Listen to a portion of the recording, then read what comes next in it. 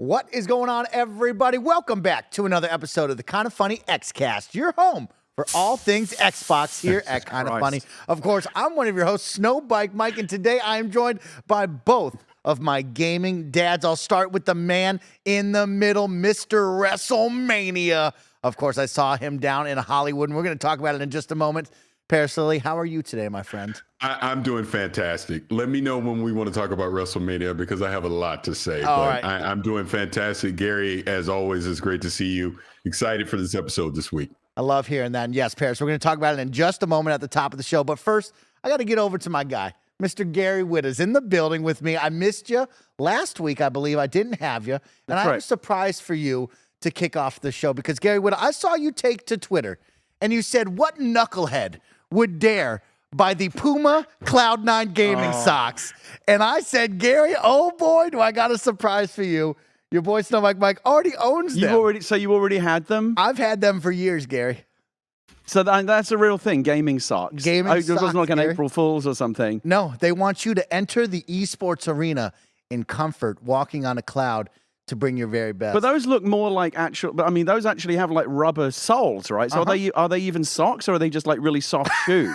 I don't know why they even like made these, the line has been blurred. I don't even know what to make of that. I don't know if I'm supposed to wear socks underneath them or not. Well, that's the thing. Like a sock to me is something that you would wear a shoe over. You can't wear a shoe over that. No, you don't. No, this is you slide your foot in and it's your shoe foot. Would you walk around outside with those on? Hell no. When you leave the office today, you're going to put on a different pair of shoes? Of course. Okay, so they're just for indoor use. These are my office. So they're more like slippers. slippers. Yeah, because slippers have soles. Uh-huh. Why don't they can't call them gaming slippers though? Because that makes you sound like an old man. Exactly. I might be more likely to buy them. They remarketed them as gaming slippers. Yep. That would unlock the Gen X and Boomer demographic. Puma, are you taking notes? They're not paying, but they don't want my money. Even though I've got more money than fucking millennials and Gen Zers, they don't want my money's no good. They want my money. For they want your money. $25. Yeah. That's right, Gary. Yeah. So I thought I'd make your day today, and I'd ask you. You haven't. I'd ask you, what was the dumbest gaming accessory you ever bought? Because clearly, I've bought the Puma gaming socks. I want to know, what was the dumbest gaming accessory I bought a lot of dumb you've shit ever in my bought? life. I used to be the ultimate sucker for like staying up late at night and calling in and buying like whatever late night infomercial bullshit that they would have. Oh, you should see some of the shit that I bought over the years.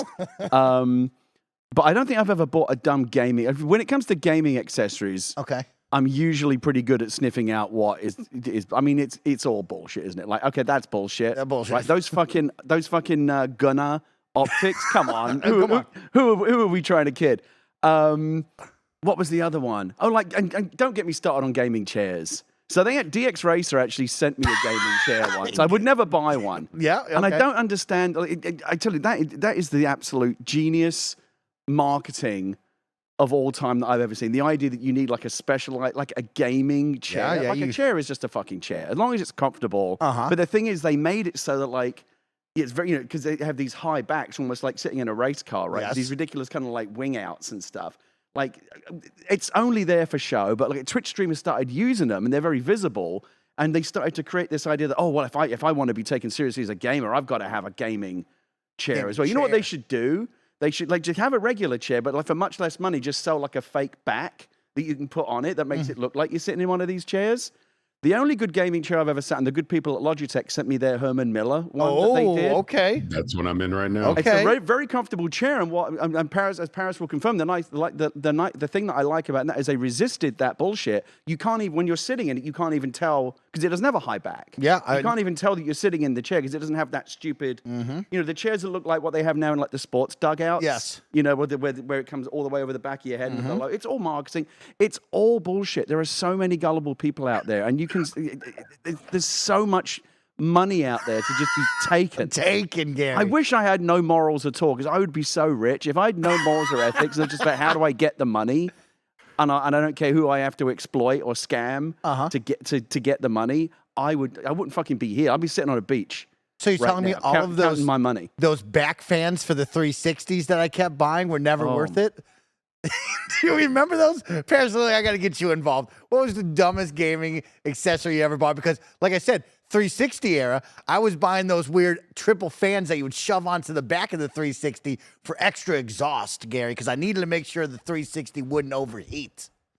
No, you just called it. That was the dumbest thing I've ever bought, was the freaking fan to put on the console. It's like, why? Like, it's really going to overheat that much. But to be fair, in the 360 era, remember Red Ring of Death, a lot of people's systems were failing. So at that time, you're thinking, okay, that's going to save my system. It won't break. I know, but it's like the fucking ivermectin of overheating Xbox 360s. You know, it's just bullshit cure. You know, there's a whole category, and I can't speak because I do sometimes drink them. Yes. But like the gaming energy drinks. Uh-huh. Have you ever tried G Fuel? Yeah. Oh, yeah. Fucking hell, it's I mean, horrible. do you want us to bring in Andy Cortez so he can talk all when about I G Fuel? when I was at TwitchCon last year, I got invited by 100 Thieves Yeah. to this event, and it was to launch one of their streamers. What's his name? Fucking Grape Nuts, Nade Shot. Grape shot. Okay. Yeah. Uh-huh. I don't know what Grape Nuts. Nade Shot had his own energy drink. Yeah. And they had them there, so I tried. It just tastes like every other fucking horrible energy drink. Like, what is this supposed to do for me? Like, where is there a gap in the market for another one of these? Like, every week I go to the store. I'm sorry, I sound like a grumpy old man. Hey, it's all about the money. Every Gary. week I go to the store and there's some new bullshit drink that tastes like every other one, but they've marketed it like slightly differently. And that's all it is. It's just marketing. There's no actual products anymore. Yeah. It's just the same product being remarketed 15 different ways. And I find it quite depressing. And I'll tell you what. I told you I was in a bad mood today. I said, you shouldn't put me on camera today.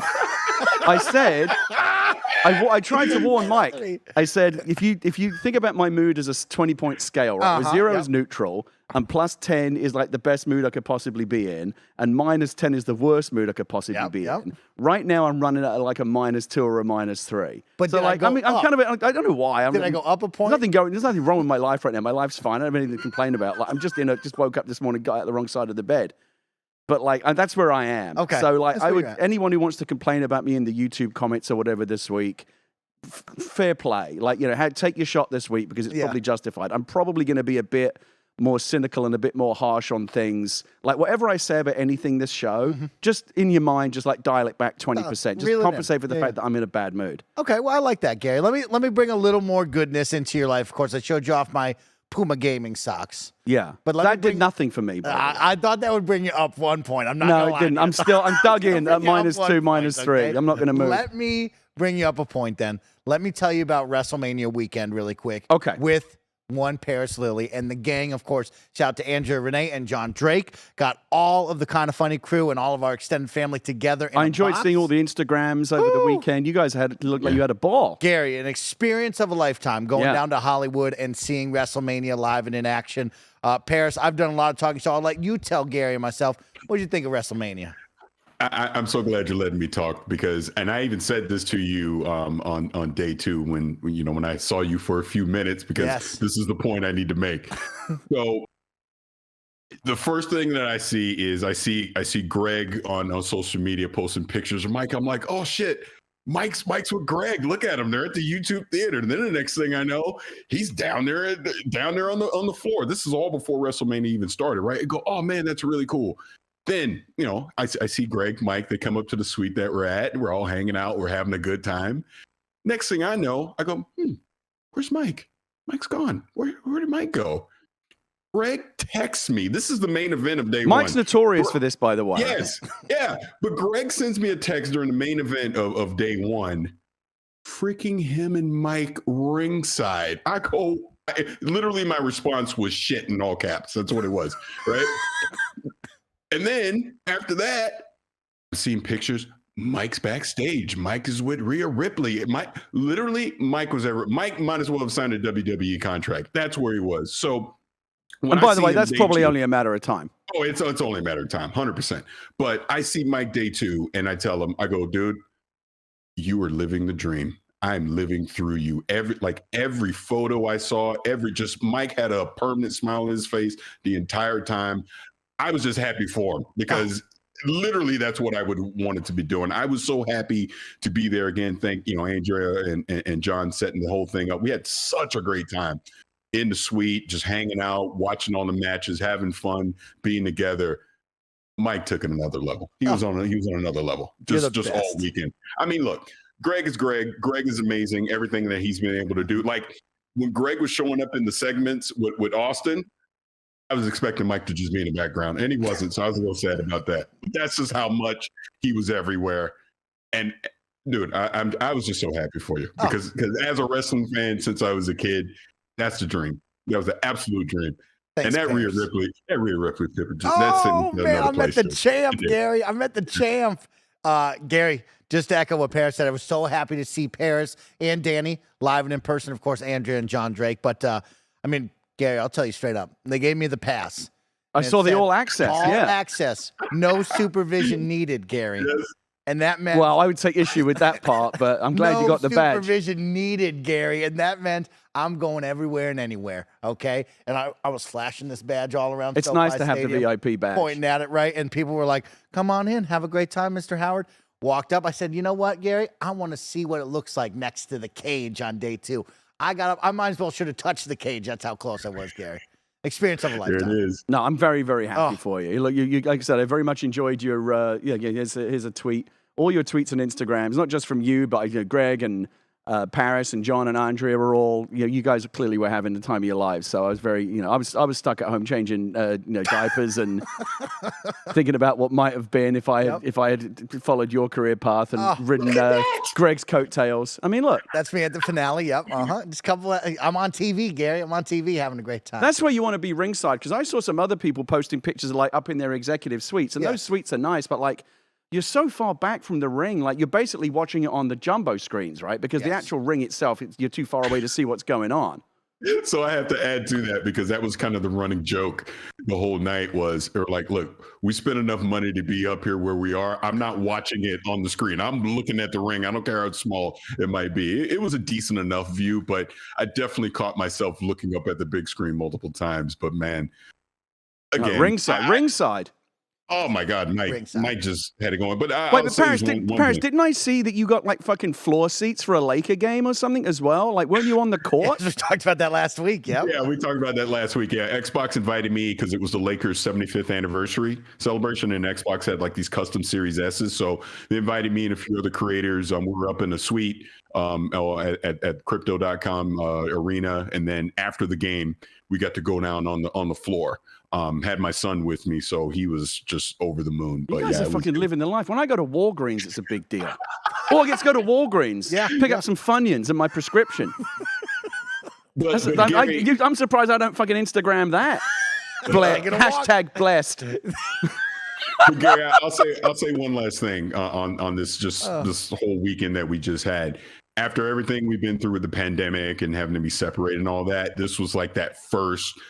It just felt like things were back to normal and we were all just together and everybody was just having a good time. Yeah. I mean, that was the most important part about it. I don't even think I talked about a video game that entire weekend. It was all about wrestling and just hugs and smiles. That's all. That's great. I'm very glad. Human connection. That's what it's all about. Human connection. It was great to be back. And of course, we have a whole lot of fun and positive stuff to talk about because myself and Parris went hands-on with Minecraft Legends, which was releasing later this month. And of course, we're going to give you our thoughts and impressions of our early demo experience. And then we have so much more to talk about, but let's jump into it because, of course, this is the Kinda Funny Xcast. We post each and every Thursday at 6 a.m. West Coast, Best Coast time on YouTube.com/KindaFunnyGames, RoosterTeeth.com, and, of course, on podcast services around the globe. Don't forget, Kinda Funny is now Epic Games Partners, which means if you're buying games off the Epic Games Store, if you're upgrading your look in Fall Guys or Rocket League, or if you're buying the Season Pass off the Fortnite Store, please use our Epic Creator Code KindaFunny at checkout to help support the team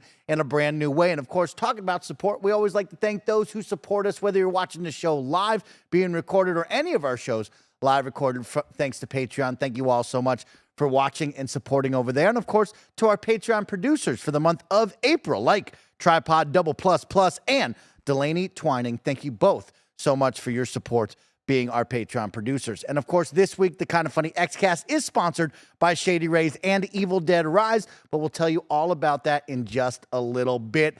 Guys, before we get to the big preview of Minecraft Legends, I wanted to go around the table and talk about what we've been playing lately, because I've gotten my hands on some games that I think will make you smile. Gary, let me tell you a tale about Rockay City. Crime Boss Rockay City. Gary Whitta, this game is bad.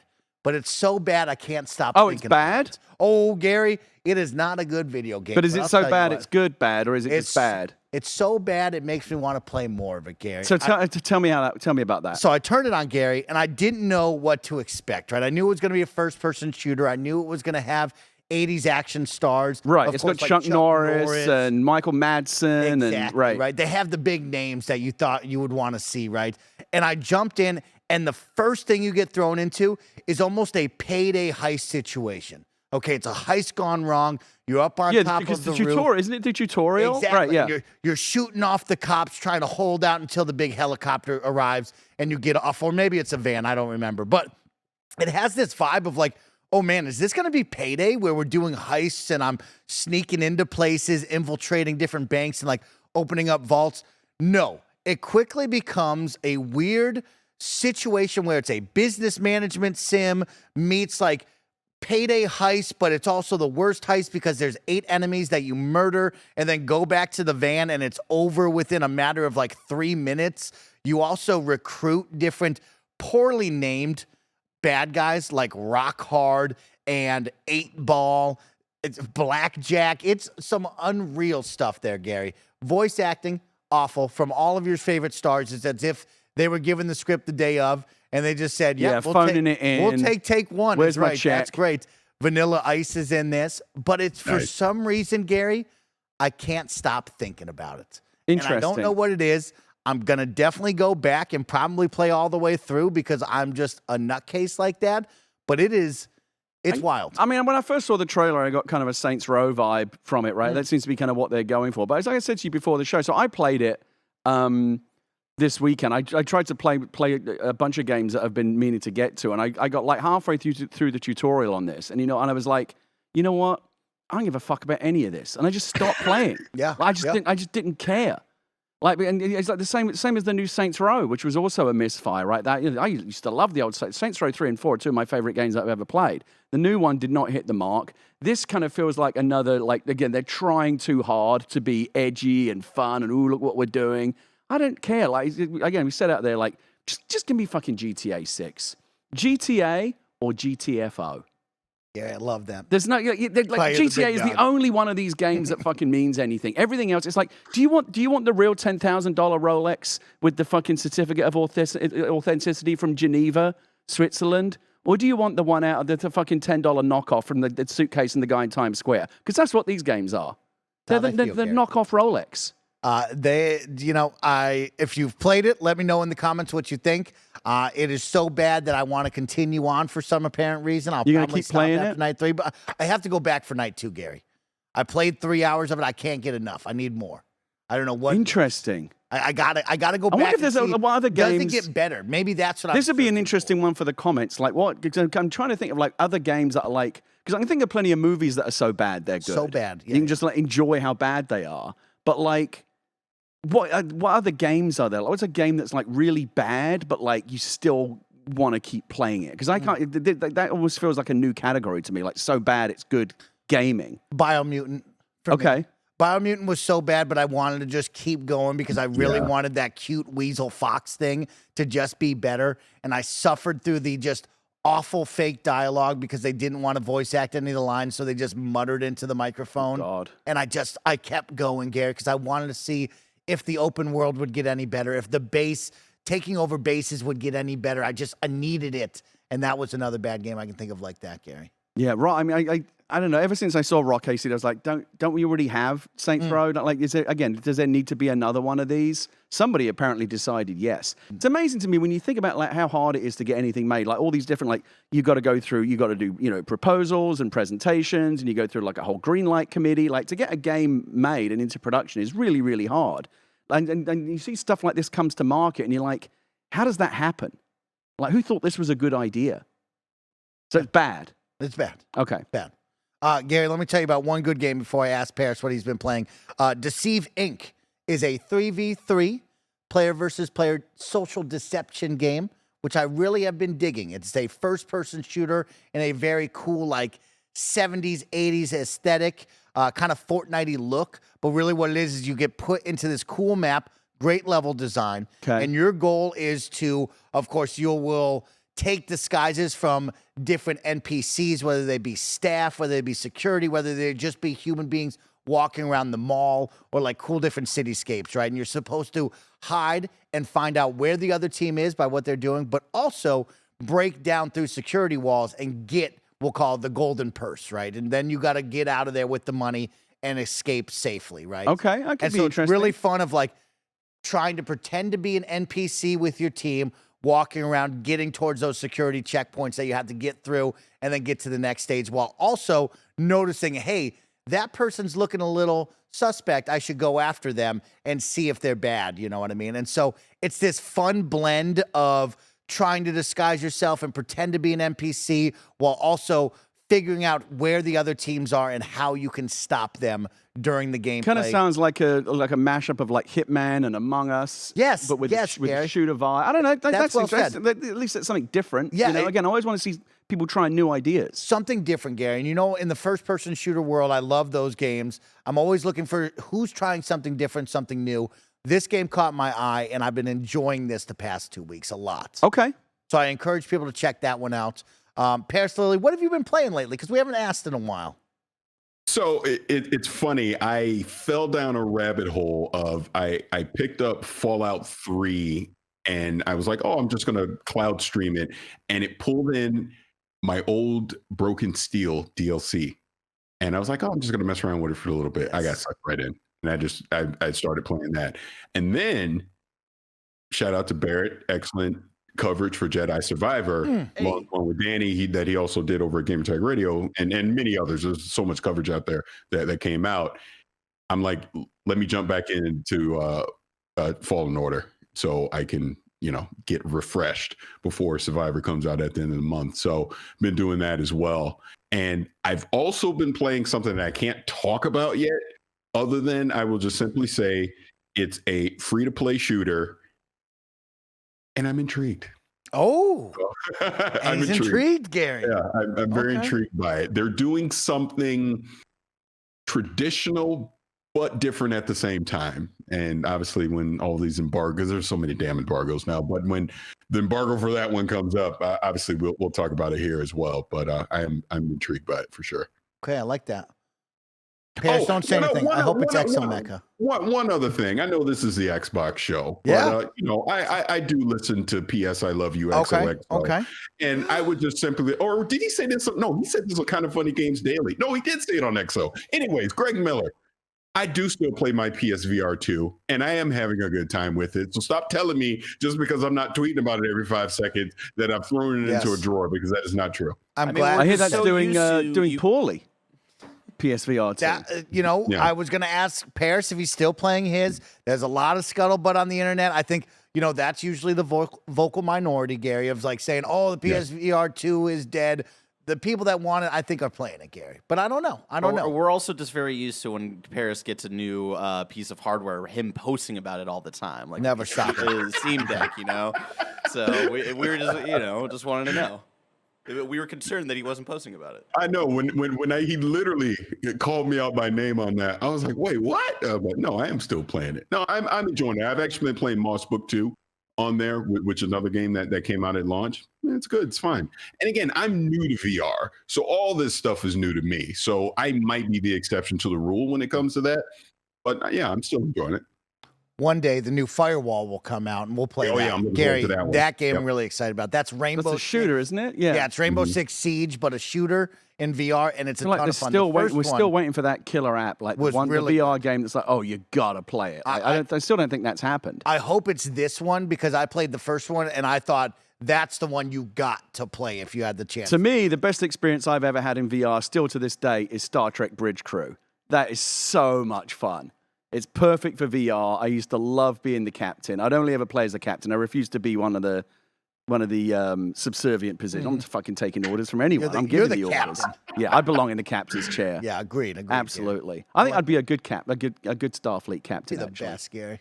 I would be good. Exactly. I would be good. Especially if you're on a -5 day, we're going to get into it. You know what I mean? My friend... If you came out on -5, you'd be like, we're about to do something bad. My friend Todd Stashwick plays Captain Shaw on the captain of the Titan on the new season of Star Trek Picard, and he kept it quiet because I think he had to.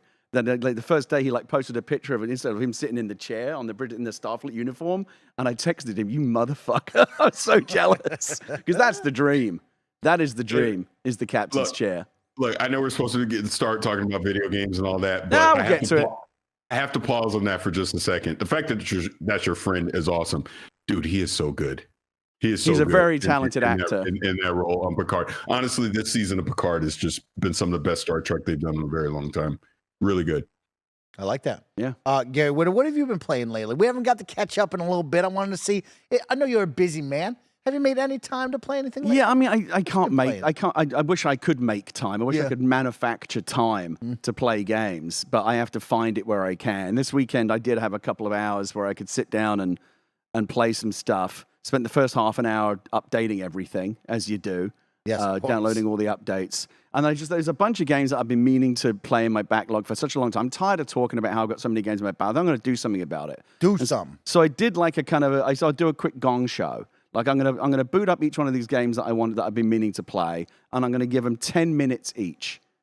And I'm sorry if it's brutal. If your game takes longer than 10 minutes for me to like grok it, it's just not gonna happen for me right now. But I've got to find a way to clear this backlog. And so there's a few games. So Rockay City was one of them. Like I didn't even get through the tutorial. Like I just had this moment of like, it wasn't like, oh, this game is bad or I don't like it. It was just like I just don't care. Like I want to play GTA 6. Why am I playing this? And I didn't even get through the tutorial. I just quit out, uninstalled it, moved on. Need for Speed Unbound is a game that I've been looking, because I love racing games. I really enjoy racing and driving games, particularly ones where it's like street racing against the cops, like Need for Speed Hot Pursuit 2 is one of my all-time favorite racing games.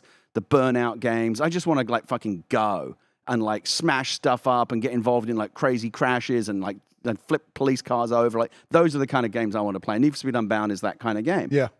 Did one race, I'm like, I just not feeling it. I just wasn't feeling it. I don't know what it is, but like I wasn't feeling anything. So that didn't work either. What else did I play? Oh, I'm still trying to finish up Coffee Talk. Because Coffee Talk 2 is coming out. Well, I've got to finish. Talk about it in got to finish bit. Coffee Talk so I can get to Coffee Talk 2. I ended up. So I didn't even get through the Gong Show. Like I think I played like 3 Gong Show games, like 10 minutes each. Got bored of all of them. So I just want to go back to a game that I know I enjoy. So I played like a Coffee Talk for an hour. Good call. There you go, Gary. Okay. I know, I'm very hard to please at the moment. You gave a great recommendation that I've seen a lot of people now praise, and I want to give you your flowers and shout out.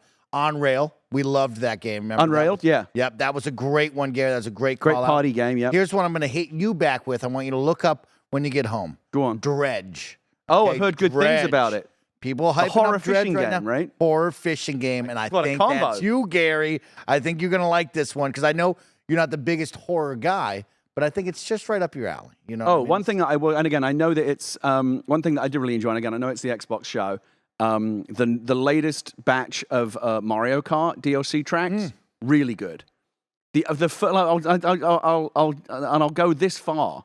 Tell me. There's actually a Rainbow Road in the new set that I don't hate. It's the most acceptable.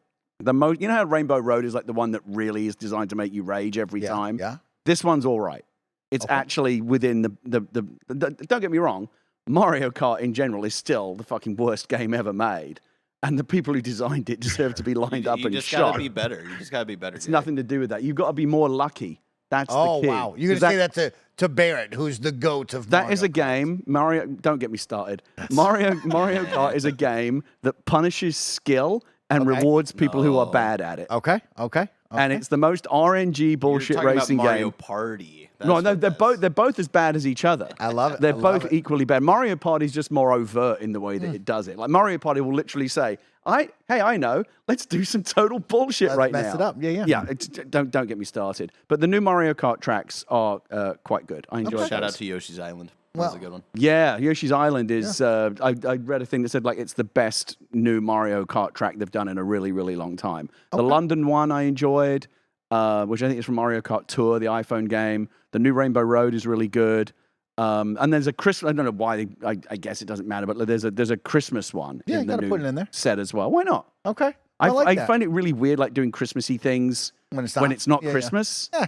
You ever heard like a Christmas song in July? It's just weird. You listen to Mariah Carey any day of the week. You know? Well, I mean, in general, yeah, but I don't want to. I don't want to hear "All I Want Is Christmas." All I want for Christmas is you in fucking July. Okay. I get that. Well, guys, it was great to catch up. It was great to see what everybody's been playing. Share some of the things that we've been playing. Hopefully, the audience can share some good game recommendations for all of us, or maybe we can put them on. Oh, and looking forward, you and I were talking before the show because I just got a code for it, and I know you guys are going to be playing the new EA PGA Tour. We're going to get into that. Going to hit the links together. Yeah. Parris, download this with your EA free trial. Thanks to EA Yeah, 10 Play. free hours. 10 free hours if you don't want to buy the game, everybody. I tell y'all this all the time. Play these sports games with that 10 free hours. Get your fill, and then decide if you want to buy the game because this is totally worth it. But, guys, we're going to talk about Minecraft Legends in our hands-on preview right after a word from our sponsors. Shout out to Evil Dead Rise for sponsoring this episode. You can get your tickets now to see Evil Dead Rise in theaters April 21st. People are saying this movie is absolutely terrifying, and I personally can't wait to see it in a theater because there's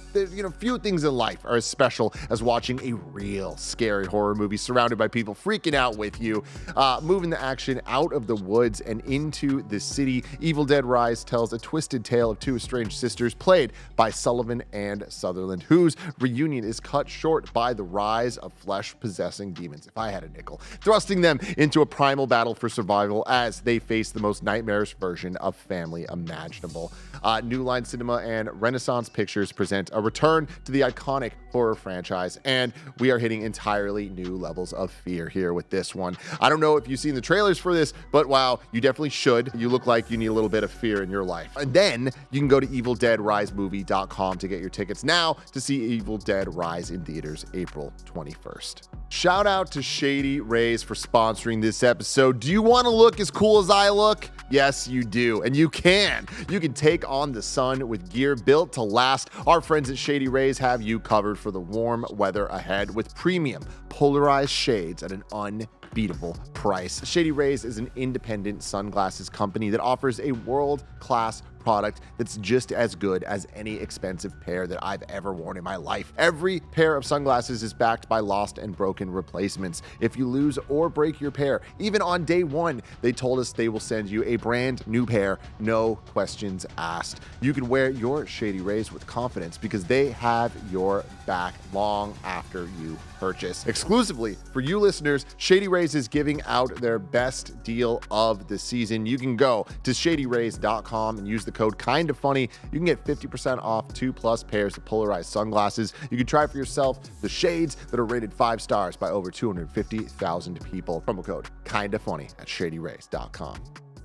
All right, everybody, welcome back. Let's chat about it because Parris, unfortunately, but fortunately, this was another preview that happened 2 weeks ago, so I know it's not super fresh and hot on our minds, but we did get to jump into Minecraft Legends and have a hands-on experience with this upcoming title for you Xbox gamers out there and everyone around the globe because it is going to be a really fun one. So, Parris, we have now seen what this action strategy game with a twist finally is. There's no more questions in my mind what this game is. I finally understand it, and I'm going to try to do my best to explain it with you to our audience, but also share our expression or share our experience because it's interesting, Gary. It is Age of Empires RTS, right? It is a real-time strategy game where you build a base, you have unit creation, you have unit management, resource management, but at the same time, it's all seen and done through one single character, you, the hero. So there's a lot going on instead of the over-the-top controlling with a mouse and keyboard, creating things. It's you as the hero running around this. It's like cool a first-person world. RTS. But you're third-person. Third-person RTS. Yeah, okay. third-person RTS. You're the hero, but it's interesting. The hero can do so much, but also the hero's not allowed to damage buildings on the opposing team. So you can chop units. You can resource management, but when I'm up next to your base, I can't do any damage, which is very interesting. So how do you win? You have to use your units to take down the opposing team's base at the end of it all. Okay. You know what I mean? Okay. So we're going to talk about it right now. Parris, I gave a brief summary of all of that. Why don't you give me what you think of the game. What is this game for everybody that doesn't know? And then let's talk about our experience, because we got to play single player with the campaign. And then I know you and I both did a 4v4 multiplayer match. So let's talk about everything.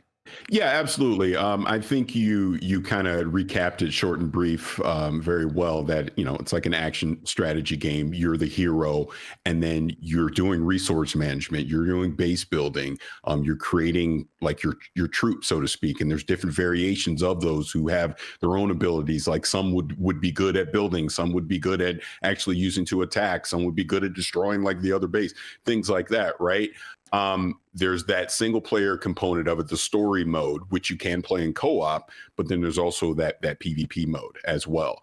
This is also cross-play. So whether you're on Xbox, you're on PC, you're on the cloud, you're on the Switch, you're on the PlayStation, doesn't matter. You're all going to be able to play together, which is fantastic as well. And I think one of the biggest and best things about this is every time you come into a new match or session that you're doing, the world is procedurally generated. So it's constantly changing. So a strategy that you might have in one particular match may not simply work in the next one, because just the geography of the map is completely different, right?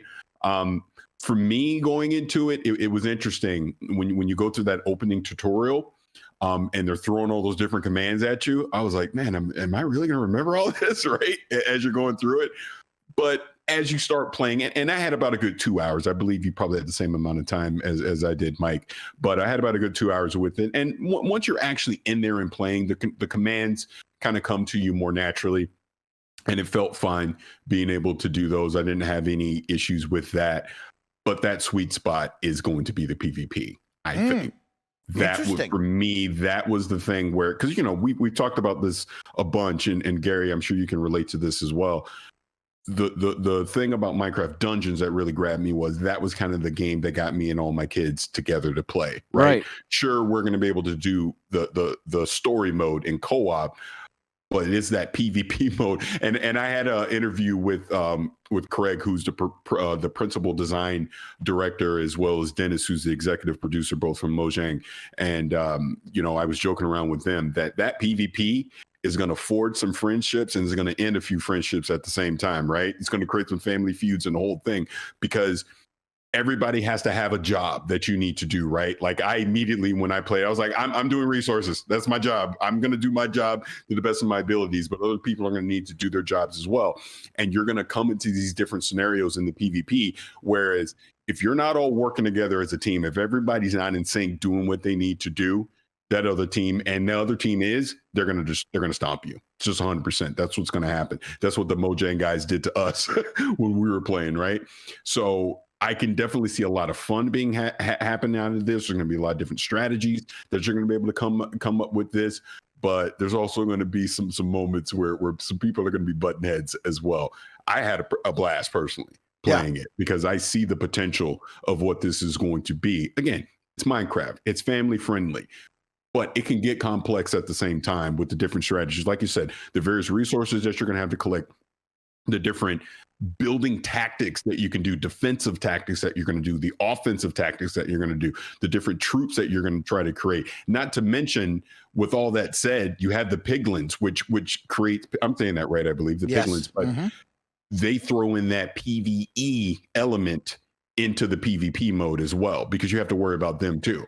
You know what I mean? So there's all these different things that potentially could be happening when you're in a PvP session, and the world's procedurally generated. So it's not like you can just remember the map. It's always going to change. It's going to be dynamic every time you go in to play it. And I think, to me, that was the sweet sauce of what Minecraft Legends is going to be that PvP mode. And, we did a little bit of story as well, but I didn't get enough into it to really give a true opinion on how good or bad that's going to be. But that PvP mode's going to be it, man. That, for me, anyways, I think it's going to be a blast. That's really interesting, because I'm on the opposite side, Gary. I think the winning formula is the campaign and not the PvP. To touch on the PvP with Parris, I agree. I had a ton of fun. Don't get me wrong. The PvP is going to be a good time. But where I come from with the RTS world, I'm so used to Warcraft and StarCraft, where we're all individuals on one team building towards something, right? I build my base, you build your base, then we meet up, we build as a team, or we fight as a team. This game is simply you share everything, right? And communication is going to be key. My team did not communicate, right? We came into it off of a break. Some people chatted with each other. Some people didn't, right? And that led to us not knowing each other's roles, not having a clear and concise game plan on what we're doing, right? Who is that base builder? Are you going to get resources? Are you scouting out and actually doing something? Hey, what are you up to, right? Like, trying to bring four minds together without a clear and concise communication and knowing your role definitely deterred me from the fun that I wanted to have, right? If it was, Mike, build your own base, handle your own resources, build your own units, and then come meet Gary and Parris at a center spot, and then we go, would have had way more fun. Me sharing resources and sharing all that definitely deterred me from the fun that I thought I would have. Now, mind you, of course, the next time I play, I'll play with my friends. We'll all be talking, and it will be a totally different situation. I think it's really cool, like Parris brought up, the procedurally generated maps. Every single time you play, it will be unique and different, right? That team put a lot of effort into making that balanced as well, Gary, right? Because resources have to be put in the right spots. The piglin bases have to be put in the right spots. There's chests all around that you can get to help get you extra material, right? Like, all of that has to be balanced in a procedurally generated map. That's a whole lot of variables on that, right? Also, another cool one is there's technically 4 mounts in this game. You'll always be on a horse at first, but you can go find 3 other mounts that do different things, right? There's a tiger that runs faster. There's a beetle that can climb up the sides of walls, Gary. And so I got on this beetle. I found you find these mounts in the middle of nowhere as you're exploring the world, right? Yeah. I got on this beetle. I'm climbing up the side of trees to get away from an enemy. I'm climbing up and over their base walls to get into their base, right? There's also a toucan or a bird that will fly, right? So there's like really cool ideas of like, hey, go and encourage exploration with your family and friends, right? They're going to go have a good time. They'll find some chests. Maybe they'll find some different resources that we need. Like, I thought that was cool. But when it came down to, hey, we have to share the same conversation and share everything, that's where it fell apart for me on my side, right? And that sure is just that one preview. Maybe it will be different. But what I really took away, loved, was the single player campaign. And now the cool part, like Parris said, right? If you're on new gen hardware, you can play up to 4-player co-op. If you're on old gen, you'll be able to play 2-player co-op. And I love that because I think about you and your daughter, Gary, right? Like, for me, I think sharing that moment in Minecraft Dungeons was the big thing, right? Parris had all his family members. You had your family members. Like, you guys got to share that experience, and it was a together thing, right? As opposed to now, you get to share that experience in an RTS, where it's usually harder to explain RTS games to newcomers onto it, right? So I think the way they laid it out on the tutorial on how you get briefed, all the systems in play, on top of that, beautiful, cute cutscenes, right? All voice acted, super fun and cute in the Minecraft world, coming hot off of the Mario movie. Like, I think kids are really going to enjoy this. And we talk about that, right? Like, expanding the Minecraft world to more and what they're doing with these like fairy tales within that, right? Because Minecraft, you make your own story out of it, but we're also telling these cute fairy tales. I thought they nailed it with telling this cute story about the piglins coming into the overworld, and you and all of your, you know, what used to be mobs that were enemies now need to team up and become friends, whether they be the creepers, the skeletons, or the zombies, and how you do that in an RTS with this big open world map, right, Gary? Like, it's very interesting. It's not, hey, little mini campaign vignettes like it comes out of Age of Empires 2. You're in a large open world that you go from point A, you go over here, you got to go stop that piglin army, go to this point now over here, build a base, get this piglin army. Like, I really liked what I saw out of the single player campaign, and that is what's going to bring me in the most on this one. It's quite overwhelming. You've come at me with a lot here, and I feel like I've gone from knowing nothing about Minecraft Legends to now knowing a lot about it, but still not feeling like I understand. I feel like this is one of those games you've got to pick it up and play it to really understand. That's what I was going to say, Gary. Yeah, there's so much. There's so much to it. But and the only question for me is, the only thing I care about in relation to this game is, can I sit on the couch with my kid and play it together? Can we play it together? Because that was obviously the magic of Minecraft Dungeons.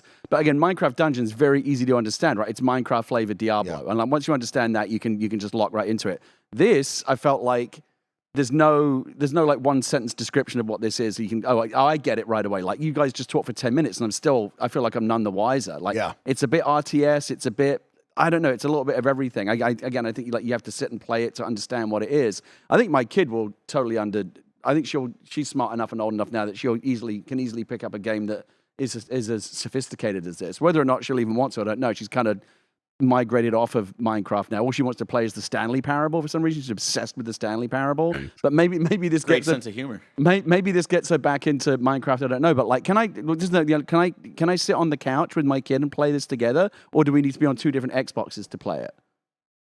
Parris, I believe you can. Now, I might be wrong on that, but I believe they have the system set up where you can play on the couch together. Yeah, I believe you can too. And if I'm misspeaking on that, I do apologize. But I'm pretty sure again, it's been 2 weeks, but I'm pretty sure they said that you could do that. But I will go back to something that you were saying, Mike, because obviously it is interesting that we're looking at it from two different perspectives. But I think to Gary's point with playing with kids, you can kind of take one of your kids. Like, I think this is a nice gateway into this type of strategy game, right? For kids, where you can just assign one job to them. You go do this while I go do that. You just do that, and we'll accomplish the goal that we're trying to do, versus telling them they got to do 20 different things at once. You can make it that complex on yourself if you so choose, but with the co-op aspect of it, you can just give your kids specific jobs while you have your own job, and, you know, be it in the campaign mode or be it in the PvP mode, you can have success that way. But again, playing against the Mojang guys, you can see on that PvP side where it can get extremely complex. Like, they were setting up the freaking catapults, and they're shooting shit at us, and then they're coming and raiding and tearing down. Like, it was crazy, some of the stuff that they were doing. But again, to the other point that you were making, Mike, that it wasn't your favorite mode, I think the advantage that I had, even when I played for the first time, you know, I'm playing with Danny. I'm playing with a couple other people that we all knew each other, right? Yeah. So we were instantly already used to communicating. So it made more sense. So when I translate that, bringing it home with my kids, obviously we're going to communicate. You know what I mean? Because we obviously know each other. And I think that synergy of communication that you can have in PvP can add a layer to it that can be pretty fun, because you're going to be able to do some unique and complex things if you guys are all working together. Like, you know, there's even scenarios where they were talking about how you'll see people that will immediately just gather resources, and their first thing to do is they're just adding multiple layers to their base, right? So that by the time the other opposition wants to come and attack, they're going to have to go through multiple layers, while then you're coming around the back end and you're attacking them and creating capital. Like, that's the kind of stuff that you're going to be able to do in that PvP. And again, depending on how the procedurally generated world is at that time, is going to also dictate what type of strategy you're going to have too. So again, I think what is it, $40 at launch? I think this is such a great value add. I mean, we'll obviously see once we get the final game and review it, but just from this preview, hands-on for a couple hours, it's what I thought it was going to be. As far as I go, like, yep, this is something me and my kids are going to have fun playing. And definitely I felt that in those 2 hours. Yeah, that's the big positive that I take away, is like, we once again return to the well of Minecraft to show off a new style of game that maybe Minecraft kids or Minecraft families might not think about, right? Minecraft Dungeons was a hit, showing you what a top-down dungeon crawling action RPG could be. Yep. Yeah, I mean, right? I like That's what they're doing with Minecraft with these brand extensions. Like, you know, like Minecraft was kind of like my first RPG, right? And this is like my first RTS. It's like a nice gateway drug into different kinds of games, because the Minecraft universe makes it accessible for kids. And obviously, I wouldn't say dumbed down, but to some extent simplified to, like, because they know that kids are going to be a big part of the audience for any Minecraft game. I mean, I presume it will be on Game Pass, so, you know, I'll pick it up. It will entirely depend on whether or not my kid wants to play it. I've got really no interest in playing it on my own, because I honestly don't care about the Minecraft universe at all. But if my kid's interested, I will definitely see if it's a viable thing for us to play together. It will be interesting to see because I mean, I think one of the big lessons learned from Minecraft Dungeons was families love to play this game together. Yeah. So if I'm hoping that they have brought that over and said, look, well, listen, one of the big hits of Minecraft Dungeons was families playing together. Let's make sure that Minecraft Legends checks that box as well. So we'll see if it does. And that's what Parris is saying, right? It's like, together is the big statement out of this. Coming out of this is the game that you play together, because you share everything, you work together for the common goal, right? And I think that is the big positive out of this. And what people are really going to enjoy is getting assigned a role, or figuring out different ways, but knowing, hey, I'm in charge of base building, right? And I'm going to have fun building that base while my buddy Washy's going to be running around getting us different resources, right? Or there's Gary, hey, go recon and fight off the piglins, get us extra resources there. Parris, you're going to push up and you're going to go see the extra base. Like, I think together is the main takeaway from this. And it ran really well, Parris, right? Like, of course, we didn't see everything perfectly, but from what we got to play, the game ran really well. It looked really good. What they did on a controller aspect side of things, when it's normally a mouse and keyboard RTS world, it runs really well. And that is because you are the hero. You're controlling one unit that then can call upon all the units that you build with a nice big radius circle where you can call in all your minions. You can control them with very easy, simplified button presses of go attack this wall, attack these humans over here, attack their base, right? Like, I thought that was very well done on a controller side of things. Resource management, again, was very well done. You get little fairies, we'll call them. They have correct names, but you put them down next to ore. They mine the ore for you. You don't have to stand there. You can run away. You go find redstone. You put down one fairy. It will mine that, right? And so you can get up to a couple of them, and you can explore, mine, and help your team while you keep moving, which I really enjoy. I'm just thinking about the ways that I traditionally play cooperative games with my daughter. And I'm already thinking about what a shit show this is going to be. Like, when we play Overcooked together, and I'm desperately trying to get her to wash the dishes, but all she wants to do is fucking donuts with the fire extinguisher all around the kitchen. Yes. Like, I don't know, maybe the best way to play this will be like one-on-one co-op, and we'll have to go at it together. But the thing is, she's going to kick my ass at it. Gary, I already had a vision as I was playing because, like I said, resource management is a component to this where I could see my youngest daughter. I'm telling her, all right, you focus on the resources. And again, you share it to Mike's point, right? So say I need more redstone or I need more wood or something. And I can hear it now. Stop getting wood. We need iron. Go get iron. I can hear it already. Oh, yeah. It's coming. But that's part of the fun of it at the same time. So it's literally the conversation I was having. Why are you chopping onions? I need tomatoes right now. Yes. But to Mike's other point, I think they also did a great job with the control on the controller, how everything functions on that, the button placement and everything in the control scheme on that. So it is simplified enough that, again, anybody can pick it up and be able to understand it. It's not overly complex where you need to be on a mouse and keyboard to really be able to control things and understand it. But that option is also there as well, because obviously if you hop on a PC, you can have mouse and keyboard support. So far, again, because it's Mojang and then the other studio, and I'm blanking on their name.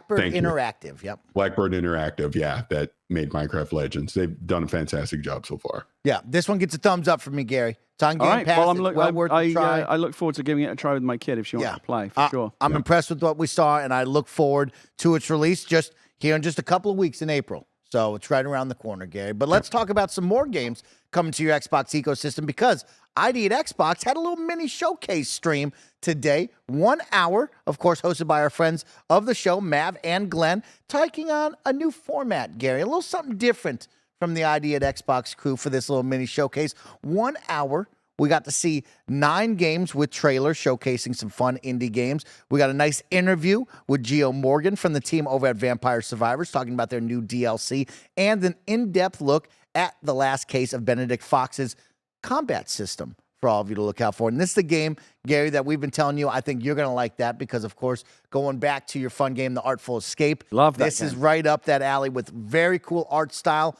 Watching the combat now definitely reminded me more of an Ori situation. So if you like that's Ori, a great game too. You're gonna like this game because it is, of course, the fantastical Lovecraftian Metroidvania is what they're calling this one. But it has a combat system very similar to Ori going on here. Very cool. I mean, cool. As you say, the art style is beautiful. Yeah. So if you're interested in this game, you want to learn more about the combat, a great little deep dive, about 10 minutes of deep dive action into this. But I want to talk about some of the games that we got to see, because we did see 9 trailers for ID at Xbox games coming your way. Of course, Coffee Talk Episode 2 coming out on April 20th. Yeah, as I mentioned, interesting in that. Yep, love that. A little fun one for you, Gary. This one I need you to know about. There's 2 that are must-sees.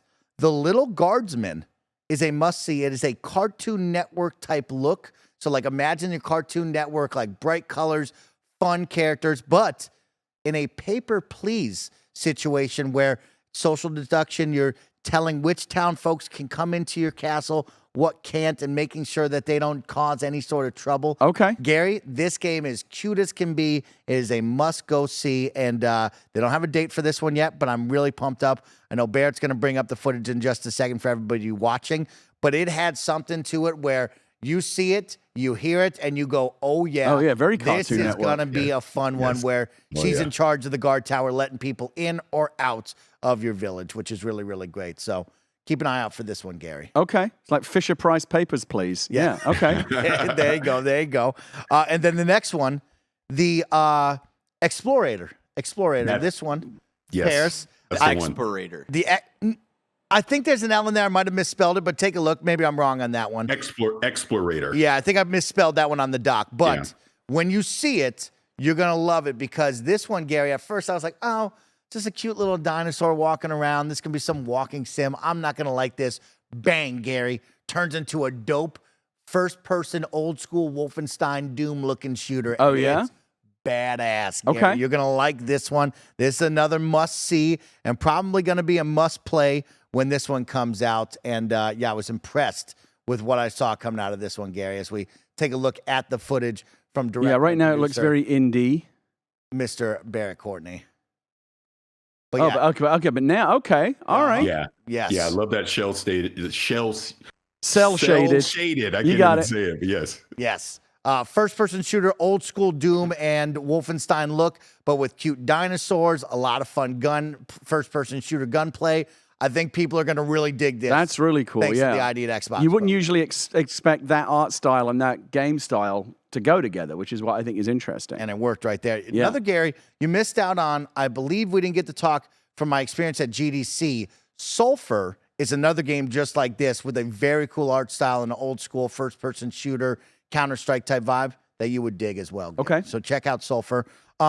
Those are some of the 9 that I saw that I thought really deserve a shout-out. Paris Yeah, Lily, we saw this before, Sulfur. I remember we showed this on a Yes. previous Xcast. Uh-huh. Yeah. This reminded me of Sulfur, that Explorator is right. Yeah. Paris Lily, I know you watched. Did you see any other out of the 9 that I missed that you want to call out? Well, yeah, I mean, for me, it was the coffee talk 2. I didn't play the first one, so I was like, okay, I go. Maybe I need to check out the first one, and the cassette beast as well. I think that's an interesting concept. Cassette beast, to be able to check out too. Kind of the monsters and the fusion that's going on there. But I mean, I just think overall, again, fantastic hour. Shout out to Mav. She's always great when she hosts these events. Just seeing these indie games from ID at Xbox, just overall, I definitely want to check them all out for sure. But that highlight to me was that Explorator. That's the one for me. Yeah, that looks fun. I want to play. Yeah. That, and for me, obviously, the Vampire Survivors DLC that's the headline story for me. And again, what Skybound Games is doing with the closer. I can't talk today. I apologize. Closer the distance. Yes. That looks interesting as well. Almost has an As Dusk Falls-esque type of feel to it. So yeah, interesting. That one screamed Greg Miller game to me. You know what I mean? Greg Miller loves a story about. What does that mean? Shit. Well, yeah, he likes those. Yeah. I don't want to say it, Gary. That's what he likes. You know what I mean? That's Doomed to fail. That's him. But yeah, some really cool ones. Shout out to Xbox for trying something different with the ID at Xbox showcase. Something a little different from last year and years previous.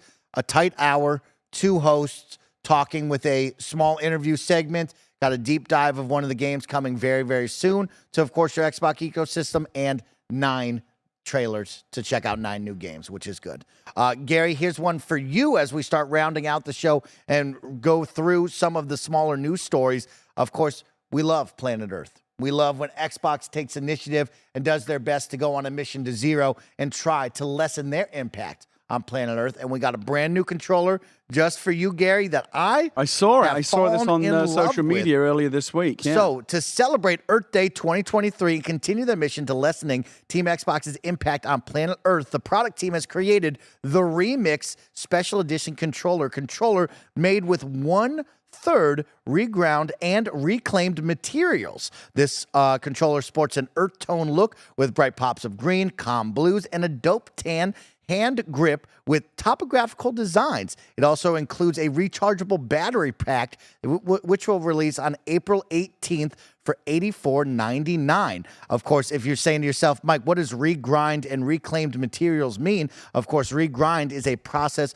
of mechanically recycling leftover Xbox One generation controller parts into raw material that can be used to partially create new controllers. And of course, post-consumer recycled resins are incorporated from reclaimed materials like automotive headlight covers, plastic water jugs, and CDs. So of course, helping out the environment using some of the older waste, things that they haven't used, into new products, which is always great because we only get one planet Earth, Gary Whitta, and I love when we try our best to protect planet Earth just a little bit. We're trying our best. Yeah, I like the color scheme. I love Gary. I mean, Bear brought it up. I love this color scheme. I'm surprised how much it grew on me because when you first look at it, I think a lot of people say, ew, that's weird. But that dark green with the green pop and that wood tone background or that back grip, it grew on me, Gary. It grew on me. Mm-hmm. And the rechargeable battery pack. I mean, you got to give kudos to that. Shout out to get one of those. Typically, when you buy a controller, right, they give you a little double A's. Double A's. Say enjoy is right, Gary. So I like hearing that. Let's go on over to your Xbox Game Pass update for April. We have some new games hitting your way. Of course, out now, you have Loop Hero and Iron Brigade. Parris, did you ever play Loop Hero? I know that game got a whole lot of love a couple years back. Did any of you guys ever play that? I never did, but I remember it getting a lot of love, though, yeah. Mm-hmm. Okay, Parris, you did play that? What is Loop Hero? What do I need to know about Loop Hero? Oh, wait, or am I thinking of Loot? I'm thinking of Loot River. Oh, you thinking Loot River? Yeah, I'm Loot thinking River. because I'm saying I played Loot River.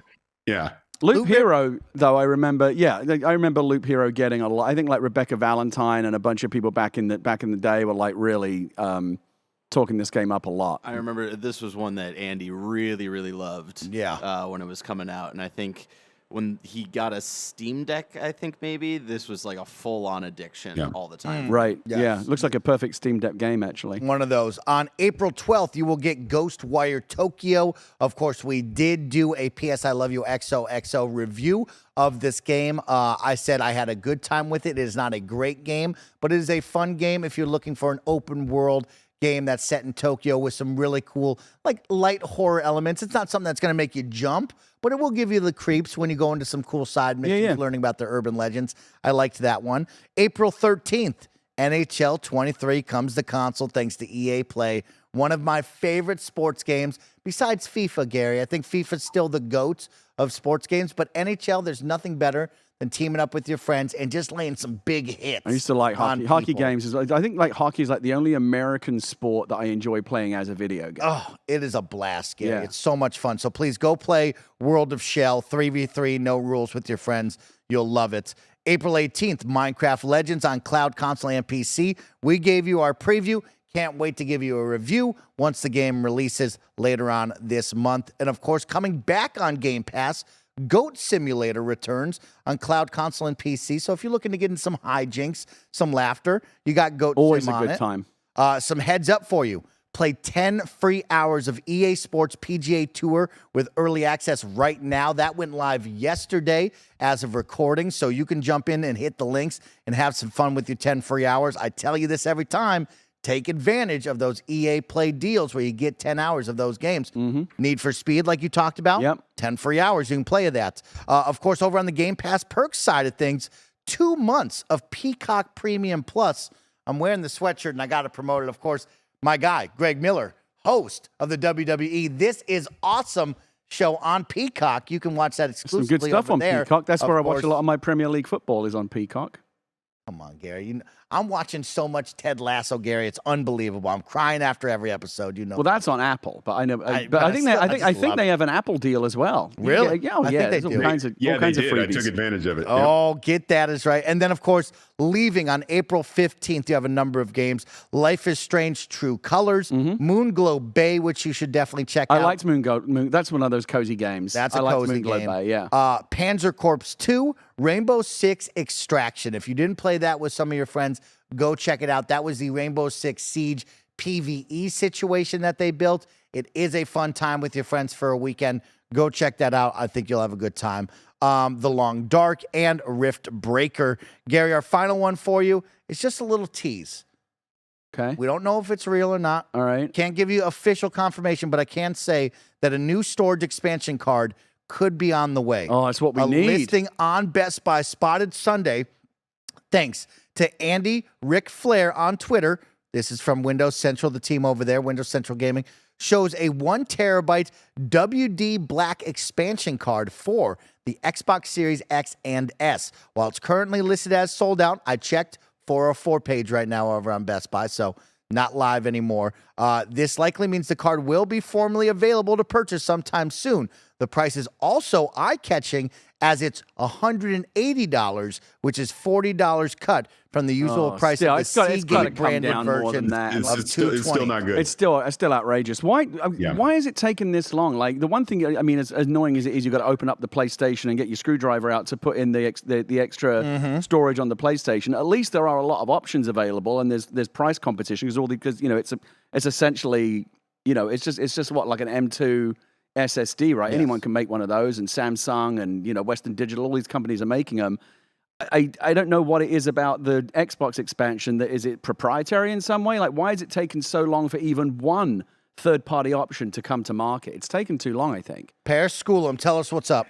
Well, I mean, to Gary's point, this is probably the biggest mistake that Xbox made this generation was having the proprietary hard drives that they're doing. I mean, at launch, it all made sense. I remember I got to talk to Jason Ronald at launch and they explained why they did it. And I'm like, okay.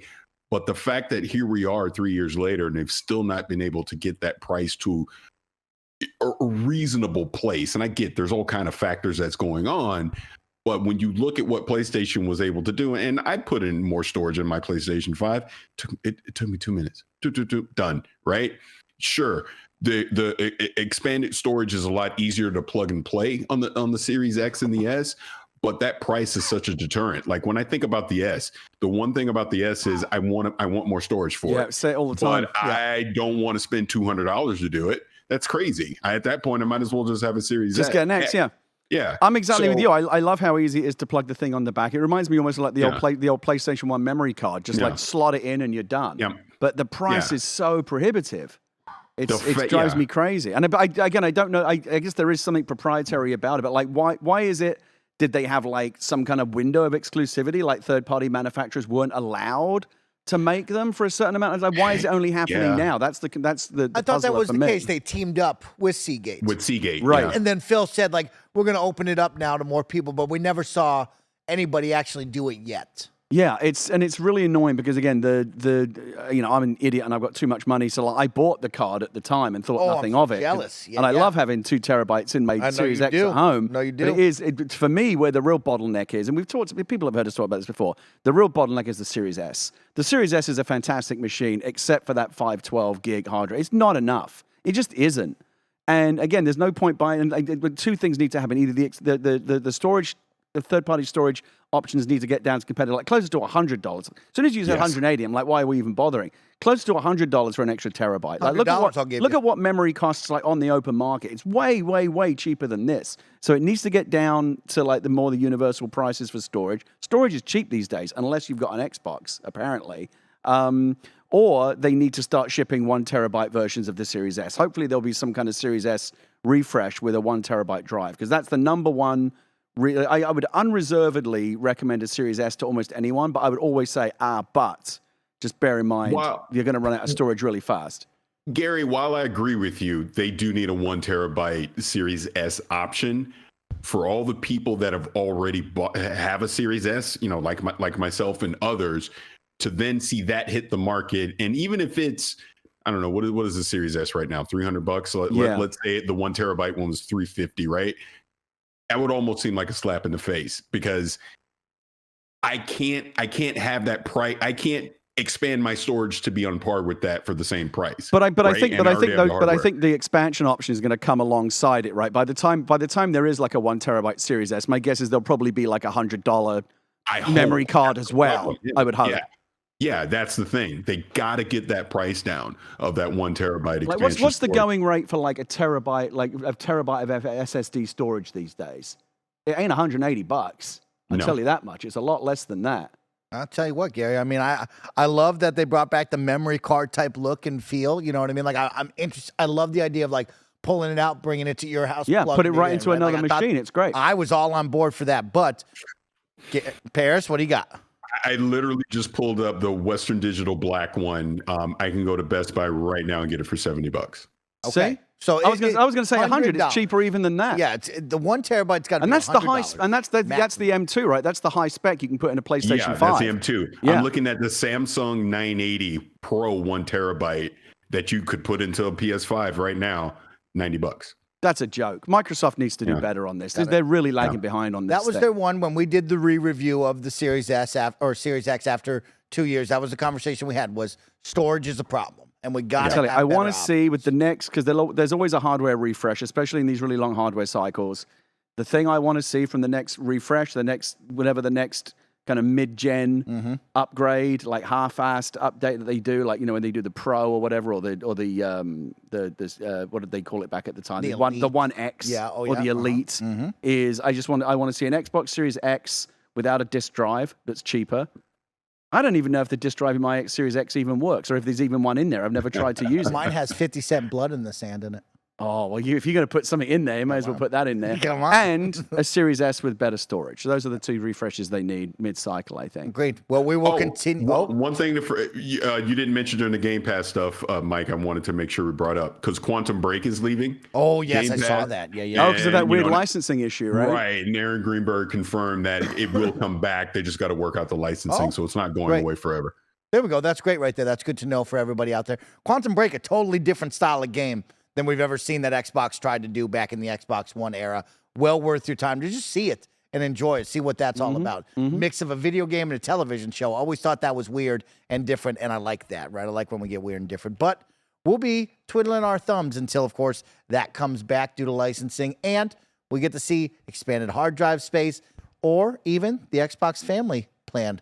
That's just somewhere out there. Where's the Game Pass family plan that they've been talking about? And I know they've been testing it, right, in some territories. One day it will come, Gary Whitta. Give it to Until us. then, we'll keep talking Xbox. We'll keep having fun here on the KindaFunny Xcast.